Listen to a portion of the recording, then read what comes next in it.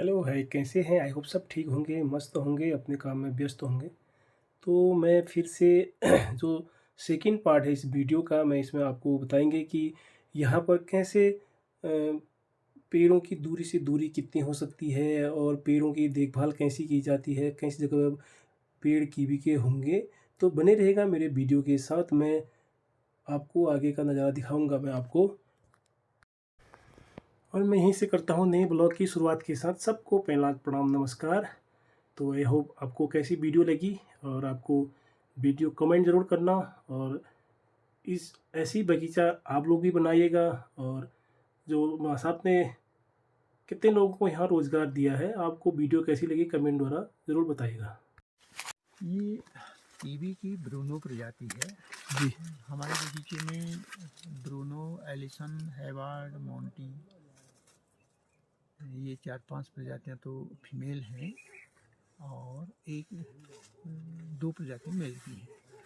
अब जब पौधा लगाने की बात होती है तो एक नाली में लगभग 8 पौधे लगते हैं। जी। जो पौधा लगता है वो पौधे से पौधे की दूरी सामान्यतः जी। 6 मीटर होनी चाहिए। 6 मीटर से थोड़ा सा कम या ज़्यादा भी हो सकती है, लेकिन अगर 6 मीटर के पास में हो तो अच्छा है। 5 मीटर से कम न हो। 5, सवा 5, 5.5, पौने 6 मीटर कुछ भी हो सकती है, 6.25 मीटर भी हो सकती जी। है। जी। दूसरा, जब हम किसी खेत में भी पौधे लगाएं तो सबसे पहले किनारे की तरफ 4 मीटर जगह छोड़ें। उसके बाद पौधा के लिए गड्ढा खोदें या कोई खूंटी गाड़ लें। ऐसे ही खेत के दूसरे किनारे पर भी 4 मीटर जगह छोड़ने के बाद पहला गड्ढा खोदें या खूंटी गाड़ें। उसके बाद उसके बीच की जो दूरी है उसको 6 मीटर, 5.5 मीटर या 5 मीटर में, जैसा भी है उसमें बांट लें। वहाँ पर निशान लगा लें, वहाँ पर गड्ढा खोदें। गड्ढा 1 मीटर लंबा, 1 मीटर चौड़ा, 1 मीटर गहरा होना चाहिए। गड्ढा पौधे लगाने से पहले खोद लें और 1.5-2 महीना पहले खोदें तो अच्छा है। पौधा जनवरी या फरवरी के महीने में लगता है। जब गड्ढा खोदते हैं तो कभी कभी पहाड़ों में पत्थर भी निकल आते हैं, तो ऐसी स्थिति में गड्ढे की जगह थोड़ा सा खिसकाई जा सकती है, लेकिन गड्ढे को उसी की सीध में जो सिदाई है उसी में दाएं बाएं को करना चाहिए और नीचे ऊपर गड्ढे को लाइन से बाहर नहीं खोदना चाहिए। कभी पत्थर लग जाता है तो ये स्थितियाँ आ जाती हैं। जब हम गड्ढे को भरते हैं तो कम से कम 2 या 3 टोकरी सड़ी हुई गोबर की खाद या कैंचू की खाद, अगर किसी के पास है वर्मी कंपोस्ट, तो उसको मिलाते हुए गड्ढे को भरना चाहिए। गड्ढा भरते भरते मिट्टी ज़मीन के ऊपर भी आ जाती है, कोई बात नहीं, लेकिन उस गड्ढे की पूरी मिट्टी उसी गड्ढे में डालें। और ज़मीन से ऊपर भी आता है, चाहे 10, 15, 20, 25, 30 सेंटीमीटर, तो ऊपर तक उसको भर दें। उसके टॉप को, जैसे हमारी पराद होती है उस तरह का चौड़ा चौड़ा जैसा बना लें, पूरे 1 मीटर व्यास का बना लें और थोड़ा सा ऊपर से टॉप में गहरा बनाएंगे। बारिश का पानी अगर आ गया तो मिट्टी बैठेगी। अगर सिंचाई का साधन है तो उसमें थोड़ा सा पानी डाल करके मिट्टी को बैठा लें। अगर नहीं बैठते ऐसा कोई संसाधन नहीं है तो उसको छोड़ दें। धीरे धीरे वो बरसात तक वो मिट्टी ज़मीन में बैठ जाएगी। जनवरी या फरवरी के महीने में उसमें पौधा लगाएंगे, कीवी का पौधा लगाएंगे, तो वो ऊपर ही टॉप में लगाएं और वहाँ पर थोड़ा सा गहरा करेंगे तो सिंचाई उसमें कर लेंगे। बरसात आने तक वो ज़मीन के लेवल पर आ जाएगा। अगर हमने ज़मीन के लेवल तक ही गड्ढा इस समय भरा तो बरसात में वो मिट्टी बैठ जाएगी, पौधा नीचे गहराई पर चला जाएगा, वहाँ पर पानी टिकने वाला हो जाएगा। ऐसी स्थिति में पौधा सड़ सकता है। तो इस बात का ध्यान पौधा लगाते समय रखना होगा। पौधे के जड़ के आसपास बड़े पौधे में भी पानी नहीं टिकना चाहिए और यदि पानी टिक गया तो बड़ा पौधा भी सड़ सकता है। अगर पानी नहीं टिक रहा है तो चाहे कितनी ही बारिश क्यों ना हो, पौधा सड़ता नहीं है। दूसरा, सीमार वाली जो जगह होती है, हमारी दलदल वाली जगह है जहाँ पर बरसात में काफ़ी पानी रहता है, वहाँ पर पौधा कभी नहीं लगाना चाहिए। वहाँ पर भी पौधे के सड़ने के चांसेस ज़्यादा रहते हैं। जब हम पौधा लगाते हैं तो पौधा लगाते ही उसमें थोड़ा सा पानी डाल दें और उसके बाद कुछ दिनों के अंतराल पर थोड़ा सा पानी डालते रहें। 2-3 महीने के बाद मार्च अप्रैल में उसमें जब नई कलियां फूटती हैं तो उसमें विशेष सावधानी रखें। चौड़ी पत्ती वाला पौधा है, एकदम से ज़मीन सूखने की खतरा रहता है, ये पानी को ज़्यादा उड़ाता है पौधा, तो उसमें सिंचाई करते रहें। इतनी अधिक सिंचाई भी न करें कि वहाँ पर कीचड़ हो जाए, इतनी सिंचाई करें कि पौधे के आसपास नमी बनी रहे। पौधा मई जून में, जुलाई अगस्त में जब बढ़ना शुरू करता है तो कई शाखाएं उसमें निकलनी शुरू हो जाती हैं, लेकिन केवल एक जो प्रमुख शाखा है उसी को ऊपर को बढ़ने दें, बाकी सारी शाखाओं को काट दें। तो जब बढ़ते बढ़ते पौधा काफ़ी लगभग यूँ कहना चाहिए कि 6 फुट की ऊंचाई तक पौधे को सीधा ले जाना है, जी। लेकिन कमज़ोर तना वाला होता है तो गिर जाता है, इसलिए उसके पास में खंभा गाड़ना पड़ता है और उस खंभे की सहारे उसको ऊपर ले जाएंगे। जैसे ही खंभे के संपर्क में आता है तो उसके चारों ओर लिपटना शुरू करता है, लेकिन इसको लिपटने नहीं देना है। तो हर 3-4 दिन में जैसे वो थोड़ा सा लिपटना शुरू करता है, उसको खोल करके किसी रस्सी से, जूट की रस्सी हो तो अच्छा है, या कपड़े से, या प्लास्टिक की रस्सी से भी उसको हम बांध सकते हैं। बहुत टाइट न करें और कैसे भी उसको 6 फुट की ऊंचाई तक ले जाएं। तो जब पौधा 6 फुट की ऊंचाई पर पहुंच जाता है, मान लो इसी साल पौधा 6 फुट की ऊंचाई पर पहुंच गया, तो 6 फुट की ऊंचाई पर उसको काट देते हैं। काटने के बाद उससे कई शाखाएं निकलती हैं, तो केवल 2 शाखाएं ही हमें उसमें रखनी चाहिए। अगर हम ऐसा करेंगे तो अच्छा रहेगा। उसमें से एक शाखा दाएं ओर फैलेगी, दूसरी शाखा बाएं ओर फैलेगी। और दूसरे साल जैसे हम पहले साल ऊपर को केवल एक ही शाखा ले गए हैं, दूसरे साल हम ये कोशिश करें कि एक ही शाखा दाएं ओर, दूसरी शाखा बाएं ओर बढ़े। उससे जितनी शाखाएं निकलती हैं उनको अगर हम काट देंगे तो अच्छा है।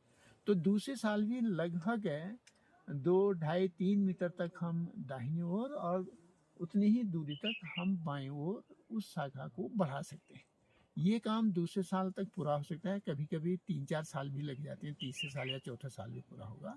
जब वो 2.5-3 मीटर की हो जाएगी तो लगभग 2.5 मीटर की दूरी पर उसको भी काट देंगे और इसको भी काट देंगे।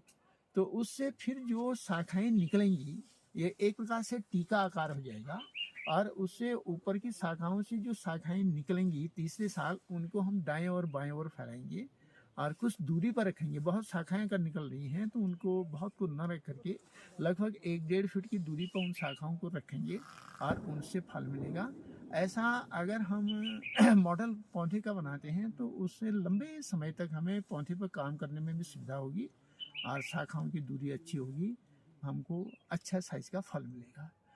शुरू के वर्षों में हमको इन सारी चीज़ों की जानकारी नहीं थी, जिसकी वजह से कई जगहों पर हमारे एक ही पौधे से कई शाखाएं रही हुई हैं, तो उससे दिक्कत होती है। क्योंकि ये अगर एक ही पौधा, एक ही शाखा, एक ही तना इस ऊंचाई तक होगा तो तना भी मजबूत होगा और वो अपना भार भी काफ़ी सीमा तक सहन करने में सक्षम होगा। 40-50 वर्षों तक ये एक ही तना काफ़ी मोटा भी हो जाएगा। अगर कई शाखाएं हमने रखी हैं तो बाद में दिक्कत हो जाती है। तो इस तरह से हमें पौधे का वो प्रारूप, उसका उसकी सेटिंग करनी पड़ती है। और जब फल देना शुरू करता है पौधा, तो उसमें क्या होता है, शुरू के वर्षों में तो हम जितनी जगह हमारे पास होती है पौधे को उतना फैलाने की कोशिश करते हैं। लेकिन जब पौधा पूरा फैल जाता है 5-6 सालों में या 3-4 सालों में, तो फिर लंबी शाखाओं को काटना पड़ता है, क्योंकि इसकी शाखाएं कभी कभी 4-4, 5-5, 6-6 मीटर तक एक ही साल में बढ़ जाती हैं। अगर ऐसे बढ़ने लगेंगे तो कुछ ही वर्षों में बिल्कुल ही घना जाल इसका बन जाएगा और जो फल लगेंगे उनका साइज बहुत छोटा हो जाएगा। तो ऐसी स्थिति से बचने के लिए हमको इसका एक निश्चित आकार देना होता है। वो कैसे देते हैं, जब हमारा पौधा 6 फुट की ऊंचाई पर पहुंच जाता है तो तब हमको ये टी आकार का एंगल स्टैंड, जो जैसे इस आकार का है ये जी। इस आकार का स्टैंड हमको 6 मीटर की दूरी पर गाड़ना होता है और इनके ऊपर 5 तार खींचने होते हैं। उनके ऊपर ही ये पौधा फैल रहा होता है और जितना एरिया इसका होता है उस जितना जहाँ तक तार होते हैं उससे 1 मीटर, आधा मीटर दूरी तक बाहर शाखाएं चली जाती हैं। वो शाखाएं बाद में नीचे को भी लटक सकती हैं, लटक जाती हैं। और जब फल आना शुरू हो जाता है तो फल लेने के बाद जाड़ों के दिनों में हमको इन शाखाओं को काटना होता है। इसका कोई भी पौधे का कोई भी भाग न तो जो पुराना होता है, जैसे इस साल जितने भी ये शाखाएं बड़ी हैं या पौधे का जितना भी भाग है, इनमें से कोई भी भाग ऐसा नहीं जिस पर अगले साल फूल या फल लगते हो, तो फूल और फल हमेशा नई शाखाओं पर ही लगते हैं। तो नई शाखाओं पर अगर हमने फल लेना है तो हम पुरानी शाखाओं में को कुछ काटेंगे। कितना काटेंगे? उस सामान्यतः जहाँ तक हम पिछले साल फल लग गया है उससे आगे कि 2 से लेकर के 4-5 कलियां छोड़ने के बाद हम शाखा को काट लेते हैं। कली हमेशा पत्ती के कक्ष में होती है, तो जैसे एक कली 2, 3, 4, 5, 6, 7, 8 कलियां इसमें है। लेकिन हम 2 या 3 अधिक से अधिक 4-5 कलियां लेकर के हम इसको काट देंगे। माना हम 2 कली रख रहे हैं तो हम कली के ऊपर से यहाँ पर से इसको काट देंगे। ये तो छोटी सी शाखा है, और कुछ शाखाएं बड़ी लंबी होती हैं, जैसे ये वाली शाखा है, जी। ये शाखा है, जी। ये शाखा का फल यहाँ तक लगा हुआ है, शाखा एक ही साल में इतनी बढ़ गई। जी। लेकिन हम अगर हमने इसको नहीं फैलाना है, हमने यही फल लेना है, तो हम यहाँ जहाँ फल लग गया उससे आगे 2 गांठ हैं जहाँ पर कि 2 कलियाँ होंगी, जैसे यहाँ तक, तो इसको यहीं से काट देंगे। काटने के बाद ये जाड़ों में काटेंगे ये, और बसंत ऋतु में जब नई कलियां फूटती हैं तो जहाँ पर हमने काटा है उसके पास की कली सबसे पहले बढ़नी शुरू करती है और शाखा बनाती है। उसके बाद अगर दूसरी शाखा निकलनी होगी तो उसके नीचे की कली से वो दूसरी शाखाएं निकलेंगी। उन नई शाखाओं पर ही फूल आएंगे और उन्हीं पर फल लगेंगे। वो शाखा बाद में बढ़ करके वो 4 इंच 6 इंच हो सकती है, 1 मीटर हो सकती है, या 4-5 मीटर तक भी वो शाखाएं बढ़ती हैं। अगर बहुत ज़्यादा घनी शाखाएं हैं तो कुछ शाखाओं को हम निकाल देते हैं। और जब गर्मी के दिन होते हैं और शाखा बहुत अधिक बढ़ गई होती है तो उन शाखाओं के सिरों को भी हम काट देते हैं, क्योंकि जब शाखाएं बहुत ज़्यादा लंबी होंगी तो भोजन सारे पौधे का वही शाखाएं अपने बढ़ने में ले लेंगी। अगर हमने उनको काट दिया, रोक दिया, तो उनको भोजन की जरूरत नहीं होगी। वो जो भोजन बनाएंगी वो फिर फलों को मिलना शुरू होगा और फलों का साइज बड़ा होगा। तो गर्मियों के दिनों में भी इस तरह से ये लंबी शाखाओं को रोकना, उनके सिरों को काटना या 1/3 उन शाखाओं को काटना भी जरूरी होता है। बहुत अधिक फूल अगर लग रहे हैं तो हम कुछ फूलों को भी तोड़ देते हैं। अच्छा। और बहुत अधिक फल अगर लग रहे हैं तो फलों को भी तोड़ देते हैं। कभी कभी एक ही गुच्छे पर बहुत ज़्यादा फल लग जाते हैं, जैसे यहीं पे इस गुच्छे पर इतने ज़्यादा फल लग जाते हैं। जी। ये फल हमारे बगीचे में इस साल फल कम थे तो हमको प्रोसेसिंग के लिए छोटा फल भी चाहिए, इसलिए हमने इनको तोड़ा नहीं है। नहीं तो ये जो छोटे छोटे फल हैं इनको तोड़ देते। एक गुच्छे पर 4-5 से लेकर के 7-8, 6-7 ही फल रखते हैं। अगर हम फलों की छटनी कर लें तो ये इस तरह का बड़ा साइज का फल प्राप्त होगा। अगर हम नहीं करेंगे तो ये बड़े भी मिलेंगे और छोटे भी मिलेंगे। तो इस तरह से थिनिंग या फलों की छटनी का काम भी जरूरी होता है। दूसरा, फल के साइज को बढ़ाने के लिए हम एक काम और करते हैं। जो नर पौधे होते हैं वो कहीं कहीं पर कुछ दूरी पर लगाते हैं और उनका पराग मादा के पास आता है, वो जरूरी है, तब बीज बनते हैं। तो लेकिन कभी कभी उतना पराग मादा को नहीं मिल पाता है जितना मिलना चाहिए, और उससे फल के भीतर बीजों की संख्या कम होती है। बीजों की संख्या अगर कम होती है फल के भीतर तो पौधा उस फल को भोजन कम देता है, उसका साइज छोटा रहता है। इसलिए हम ये कोशिश करते हैं कि अधिक से अधिक पराग मिले, फल के भीतर अधिक से अधिक बीज बने और फल का साइज बड़ा हो जाए। इसके लिए हम नर पौधे का फूल तोड़ करके मादा फूलों के मुंह पर उसको टच करवाते हैं, हल्का सा रगड़ते हैं। एक नर 8 मादा फूलों पर या 10 बार मादा फूलों पर टच करते हैं, तो उससे उसको काफ़ी पराग मिल जाता है, बीजों की संख्या बढ़ जाती है, फल का साइज बढ़ता है। इस काम को करने में काफ़ी समय लगता है। ये काम हर रोज़ करना होता है। हर नया फूल जो खिलता है उस पर ये काम करना होता है, तो इसके लिए काफ़ी मानव शक्ति की ज़रूरत पड़ती है। इसके लिए महिलाओं को हम काम पर लगाते हैं और महिलाओं को रोज़गार प्राप्त हो जाता है। इस हमारे बगीचे में स्टार्टिंग में जब फूल कम खिला होता है तो 2, 3, 4 महिलाएं होती हैं, लेकिन बढ़ते बढ़ते 8-10 महिलाएं, 15-20 महिलाएं, एक समय ऐसा आता है जब 20-25 महिलाएं इस काम को कर रहे होते हैं। 4-5 दिन या 6-7 दिन तक 20-25 महिलाएं होंगी, फिर धीरे धीरे उनकी संख्या घटती रहेगी। तो ये इससे क्या होता है, महिलाओं को एक बहुत अच्छा रोजगार मिल जाता है और साथ ही साथ हमको फल का साइज बड़ा हो जाता है। तो माना हमारा 100 रुपया उसमें महिलाओं के पीछे खर्च होता है तो हमको 150 रुपया मिल जाता है। तो ये रोजगार की दृष्टि से लोगों के लिए भी फायदेमंद है और बागान मालिक के लिए भी फायदेमंद है। दूसरा, ये प्रूनिंग का काम, जो छटनी का काम है, ये सारे काम मोस्टली पुरुष करते हैं।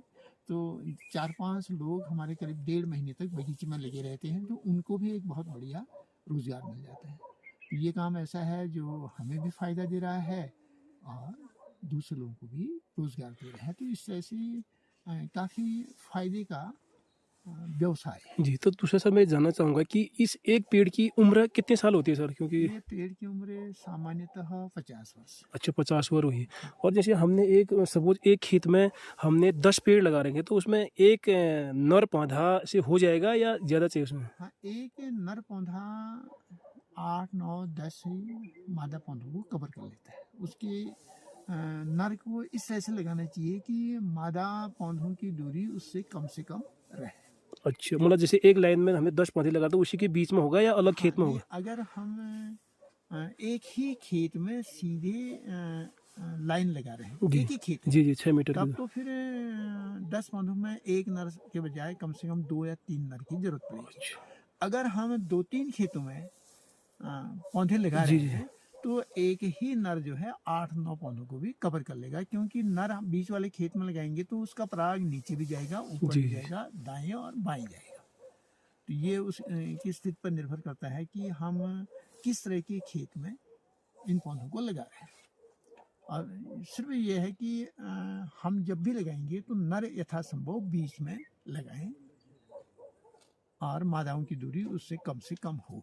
नर से लगभग 10 मीटर की दूरी तक सफलतापूर्वक पराग पहुंच जाता है, कभी 15-20 मीटर भी चला जाता है। लेकिन माना नर हमारा किनारे हो गया या नरों की संख्या कम हो गई, तो अगर हम हाथ से परागण कर रहे हैं तो उससे कोई फर्क जी। नहीं पड़ता है। ऐसी स्थिति में तो एक नर 15-20 मादा को भी कवर कर सकता है।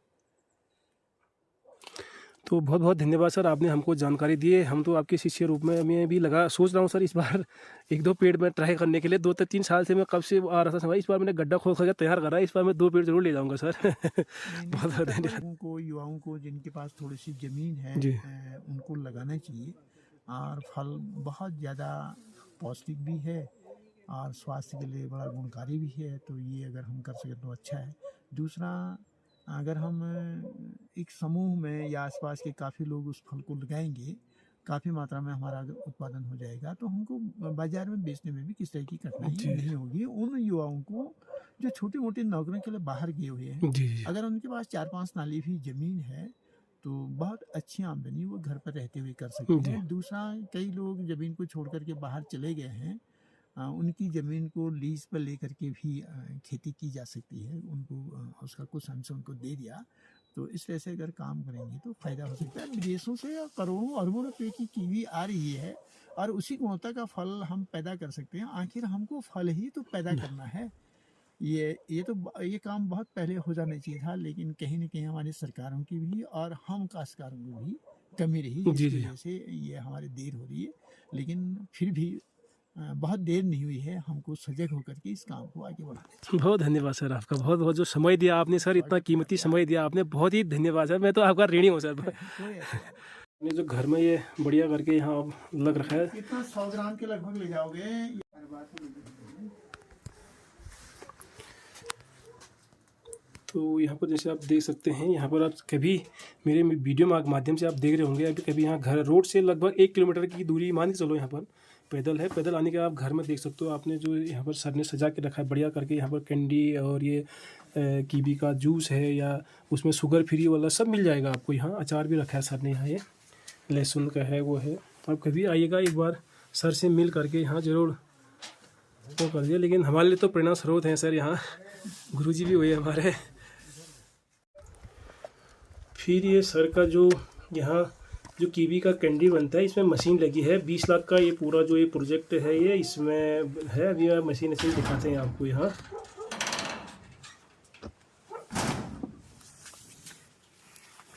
ये टोटली मशीनों में होता होगा सर ये? हाँ, ये मशीन चल रहा है। जी जी जी। ये कितने कितने प्राइस की हैं सर ये मशीनें? मशीन ये पूरा 20 लाख का प्रोजेक्ट है। प्रोजेक्ट होगा 20 लाख। ये सेट से, जी जी जी। ये सेट से और कुछ थोड़ा बहुत फर्नीचर इत्यादि, जी जी। ये अलग अलग कॉस्ट की है। तो इसमें जैसे कैंडी बनाने के लिए सबसे पहले प्रोसेस क्या करना पड़ता है सर इसमें? कैंडी के लिए ऐसा होता है, सबसे पहले हम कीवी को छीलते हैं। जी, पूरा बाहर का चिक्कल। हाँ, ये कीवी को छीलने वाली मशीन है। जी इसको छीलने के बाद फिर वैसे तो छोटे छोटे टुकड़ों में काटने के लिए मशीन होती है, लेकिन वो काफ़ी कॉस्टली होती है, हमने जी उसको नहीं रखा है। जी जी। तो हाथ से ही उसको काट लेते हैं, छोटे छोटे पीसेस में काट लेते जी हैं। काटने के बाद ये चीनी की परतों के बीच में एक डीकू में हम उनको रख देते हैं। अच्छा। एक परत चीनी, उसके ऊपर एक परत कटे हुए कीवी के पीस, फिर चीनी, फिर पीस। लगभग 24 घंटे के लिए हम उसको रख देते हैं। तो कीवी के अंदर का पानी बाहर निकाल करके चीनी को घोल देता है। अच्छा। सारी चीनी लगभग घुल जाती है, थोड़ा बहुत बची रहती है तले में। फिर दूसरे दिन हम इन पीसों को अलग कर लेते हैं और जो बची हुई चीनी है उसको घोलने के लिए पूरे घोल को उबालते हैं। उबालने के बाद जब चीनी की चाशनी बन जाती है, फिर इस कीवी के पीस को उसमें दोबारा डाल देते हैं। कीवी के पीसों को चीनी में रखने से पहले कीवी के जो पीस होते हैं उनको सबसे पहले हमें चूने के पानी में डालें। अच्छा। और चूने के पानी में लगभग वो 15-16 घंटे रहते हैं। वहाँ से निकालने के बाद फिर फिटकरी का घोल बना करके फिटकरी के पानी में उसको उबालते हैं, 4-5 मिनट तक उसमें उबाल करके रखते हैं। और फिर वहाँ से निकाल करके उनको निथार करके तब चीनी में हम उसको रखते हैं। और दूसरे दिन उसको हटा लिया, बची हुई जो चीनी होती है उसको घोल देते हैं, पुनः कैंडियों को उसमें डाल देते हैं और 2-3 दिन तक या 4-5 दिन तक हम उसमें उसको रहने देते हैं। और फिर जाकर के ये डिहाइड्रेटर है, सुखाने वाला है, सुखाते हैं। इसको हम सीधे धूप में भी सुखा सकते हैं, छाया में भी सुखा सकते हैं, कुछ सोलर डिहाइड्रेटर होते हैं उसमें भी सुखा सकते हैं। हमारे पास ये डिहाइड्रेटर है। जी जी। इसमें टाइम कितना लगता है सर? जैसे आज आपने कीवी वो कर लिया तो कितना छाया और उसे तो जल्दी होता होगा इसमें? हाँ, जल्दी हो जाता है। जैसे 1.5-2 दिन में भी सूख जाते हैं, क्योंकि इसमें अंदर हीटर लगे रहते हैं, काफ़ी गर्म रहती है और पंखे भी लगे रहते हैं। तो गर्म किया, फिर वो पंखे चलाते रहे, तो इससे 1.5-2 दिन में सूख सकता है। इस तरह से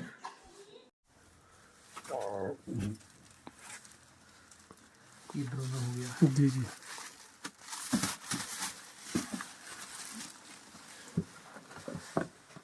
ये है बर्ड हो गया। जी सर।